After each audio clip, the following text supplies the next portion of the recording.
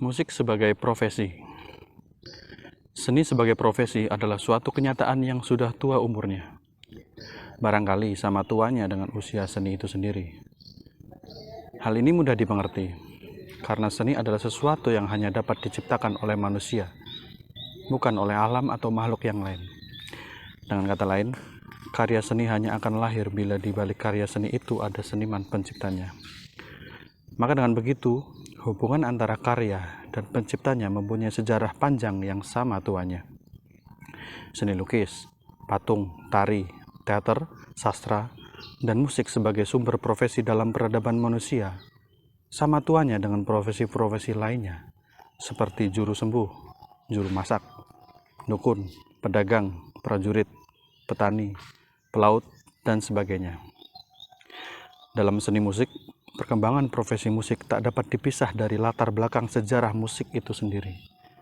Walaupun sejarah kuno Cina, India, dan Mesir telah mencatat adanya profesi musik sebagai pekerjaan sehari-hari, namun orang-orang Yunani lah yang sebenarnya telah sejak lama merintis dasar-dasar sistem pekerjaan musik sebagai salah satu bidang profesi kehidupan sehari-hari.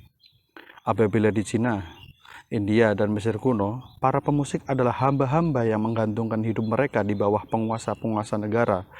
Para pemusik Yunani kuno telah dihormati sebagai manusia free of order dengan status sosial tinggi yang terhormat sebagaimana para penyair, filsuf, ilmuwan, negarawan, dan sebagainya.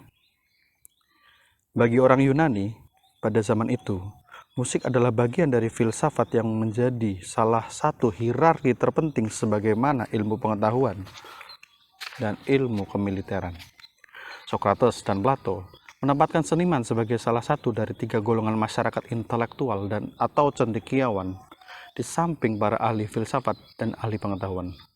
Peringkat para seniman sebagai warga masyarakat kelas 1 sangat dihormati. Orang-orang Yunani lah yang pertama kali memperkenalkan sistem upah kerja bagi para seniman dalam bentuk tata cara dan peraturan kontrak kerja, upah jasa, honorarium, dan gaji bagi para pekerja seni. Orang Yunani juga merintis sistem organisasi penyelenggaraan atau manajemen, pertunjukan seni untuk umum atau public performance. Pertunjukan musik dianggap sama pentingnya dengan upacara-upacara ritual keagamaan yang menganggap kenikmatan dan kekeramatan musik sebagai salah satu syarat media persembahan dan penghubung dengan para dewa mereka. Kepercayaan kepada Aphrodite sebagai dewa musik sebenarnya adalah tidak lain daripada suatu pernyataan simbolik akan adanya pengakuan terhadap profesi musik sebagai suatu bidang pekerjaan atau mata pencaharian yang berdiri sendiri. Orang-orang Yunani kuno lah yang meletakkan dasar-dasar sistem pekerjaan musik sebagai profesi yang tersendiri.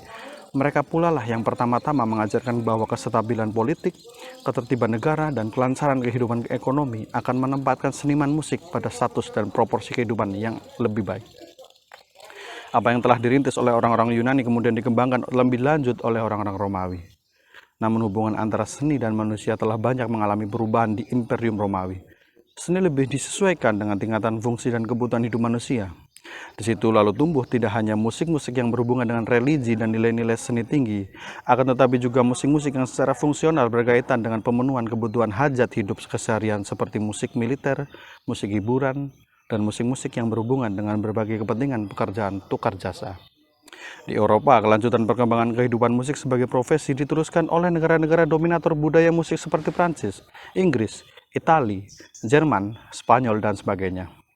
Troubadours dan trouvers adalah salah satu bentuk profesi musik tertua yang mungkin memiliki kemiripan dengan pekerjaan musik kita di hari ini. Sistem hubungan kerja dalam bentuk imbal jasa dan upah dikembangkan lebih lanjut di negara-negara yang telah disebutkan. Tumbuhnya kehidupan musik sebagai bisnis seni kemudian berkembang secara luas di hampir seluruh daratan Eropa mulai abad ke-13 yang kemudian tumbuh sebagai profesi musik yang benar-benar mengarah kepada sistem profesi yang lebih modern seperti hari ini. Sebagai profesi, musik bukan lagi pekerjaan sampingan yang boleh dilaksanakan tanpa mengundang resiko. Abad ke-15 sampai 16 membawa perubahan sejarah yang berarti bagi pekerjaan musik sebagai aktivitas kehidupan sehari-hari di Eropa. Gereja menjadi salah satu pusat perkembangan musik yang mengimbangi perkembangan musik duniawi. Perkembangan sejarah musik di masa itu tak dapat dipisahkan dari perkembangan musik gereja. Oleh sebab itu, profesi musik sebagai salah satu bidang kegiatan kerja publik juga sangat dipengaruhi perkembangan musik gereja. Banyak pemusik yang bekerja sebagai pemain, penyanyi, dirijen, ataupun komponis musik di lingkungan jemaah parokian gereja nih. Bach, Handel, Vivaldi adalah contoh paling baik untuk hal itu. Para komponis masa itu pada umumnya adalah juga dirijen dan pemain musik yang andal. Gereja membuka peluang kerja musik yang cukup luas dan memberi penghargaan dan kedudukan yang lumayan baik bagi profesi musik. Dari sana muncul banyak pemimpin-pemimpin musik gereja yang disebut kantorai dan pemain-pemain orgel atau organis yang sangat berperan dalam perkembangan musik gereja. Seniman musik mulai hidup sebagai pekerja profesional dengan sistem kontrak ataupun pekerja tetap yang digaji seperti layaknya karyawan kantor dan perusahaan. Perkembangan musik simfoni dan berbagai bentuk musik ruang dan orkestra pada abad 17 dan 18, terutama yang telah dirintis oleh dinasti Bach, Mozart, Haydn, dan Beethoven, sangat mempengaruhi kemajuan profesi musik yang telah menemui bentuknya dan dikembangkan lebih lanjut di zaman modern hingga hari ini. Format musik simfoni telah memperluas kemungkinan pekerjaan musik seperti layaknya sebuah pabrik atau perusahaan besar yang harus dikelola secara profesional. Musik tidak lagi sesederhana seperti perkembangan sebelumnya. Kompleksitas permasalahan musik menjadi lebih rumit dan tidak gampang diatasi secara umum. Ia membutuhkan penanganan khusus, baik dalam ekspresinya sebagai salah satu bentuk pernyataan seni maupun dalam segala aspek penyelenggaraannya untuk menghidupkan, memelihara, dan mengembangkan sebagai salah satu hasil kerja budaya manusia. Di situ lalu tumbuh berbagai cabang pekerjaan yang muncul dari budaya musik sebagai sumber profesi. Walaupun abad 19 dan 20 telah mengembangkan musik dalam bentuknya yang modern hingga masa kini, namun sesungguhnya para seniman musik pendahulu tidaklah dapat menikmati kehidupan profesi musik mereka seperti para seniman musik zaman sekarang. Idealisme dan romantisisme ideologi musik masa lalu sering membuat seniman hidup dalam khayalan ilusi yang kurang menguntungkan bagi kesejahteraan diri mereka sebagai kaum profesional. Mozart dan Schubert meninggalkan dunia dalam kemiskinan yang sangat sulit diasosiasikan dengan keharuman nama mereka sebagai genius-genius seni musik yang meninggalkan tonggak sejarah musik dunia. Bius kelezatan musik Shalon pada Chopin yang sangat mempesona tidak mendatangkan privilege kehidupan finansial yang menguntungkan seperti lakinya para pianis masa kini yang memainkan karya-karya indahnya di gedung-gedung konser dunia dalam era industri musik. Wilhelm Kempff, Arthur Rubinstein, atau karya yang hidup jauh lebih baik daripada Beethoven, Chopin, atau Brahms. Perkembangan industri musik dan modernisasi komunikasi manusia yang timbul kemudian memberi kemungkinan yang lebih jauh terbuka pada profesi musik. Suatu peristiwa musik yang terjadi di Roma akan dapat diikuti tanpa kesulitan di London, New York, Tokyo, atau di sudut-sudut dunia yang lain. Tidak ada kesukaran lagi bagi seorang Ellington, Beatles, Tom Jones, atau yang lain untuk hari ini muncul di Paris dan lusa di Buenos Aires atau Jakarta.